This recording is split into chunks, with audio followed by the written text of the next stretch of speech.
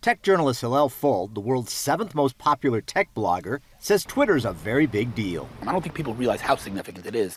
I mean, you hear it on the news, this guy tweeted, that guy, well, politicians, that's how they're getting their message out. So Twitter's, while it's not as big in terms of users as Facebook, it is, in my opinion, the most significant platform in the social media world. So he's concerned as he's watching new Twitter owner Elon Musk make big bumbles at the start. You look at some of the things that he did. He fired a person in the company who's in charge of access, physical access to the office. And he got locked out of the office because no one could open the door for him. I think there's certain things that maybe he's doing that are okay in terms of free speech, not free speech. But my biggest problem, if you'd ask me my biggest problem here, it's the lack of consistency.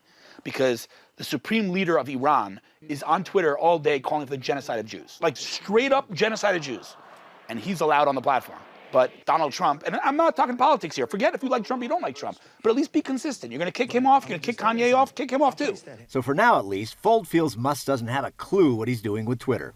Though he has hope. I think, and I'm maybe being cup half full kind of guy, at the end things will work out because he's a smart guy. And he has some advice for Musk how to walk that fine line between allowing unfettered free speech and censoring sensitive, possibly lethal speech like anti-Semitism. Free speech is extremely important. It's a fundamental principle, obviously, in the Western world and in democracy, and that should never be belittled. Having said that, if somebody's inciting to violence and someone's, hate speech, there's no room for that in the Western, the free world. Now the question is, where do you draw the line? Some people will say, oh, if you're criticizing the Israeli government, you're an anti-Semite. Well, that's silly, right? You can criticize policy.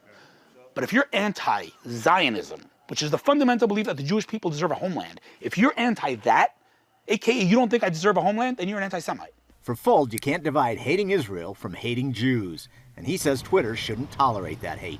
Zionism is core to Judaism. We pray to Zion hundreds of times throughout our daily prayers. So to take Zionism and say, I'm anti that, but I'm not anti-Judaism is silly. It's a silly claim. But again, you can, by all means, criticize the Israeli government. You can criticize policies. You can criticize opinions. You can say whatever you want.